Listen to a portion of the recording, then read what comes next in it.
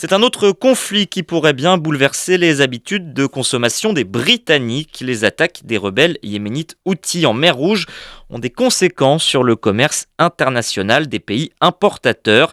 On a notamment pu voir Tesla réduire sa production à cause de la chaîne d'approvisionnement défaillante de ses véhicules. Au Royaume-Uni, c'est désormais le thé qui est à la peine. À Londres, Anna Roche. Dans les magasins, le prix du thé augmente au goutte à goutte depuis plusieurs années, notamment en raison du dérèglement climatique qui impacte la production. Mais les attaques des rebelles yéménites Houthis dans la mer Rouge ont jeté un nouveau pavé dans la mare. Jusqu'à 4% d'augmentation ces dernières semaines selon les marques. Marco Forgione est le directeur général de l'Institut des exportations et du commerce international.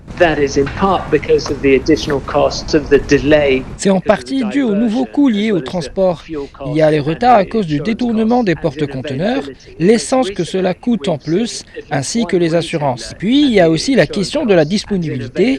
Récemment, au moins un détaillant britannique a connu des problèmes d'approvisionnement pour Santé Noire.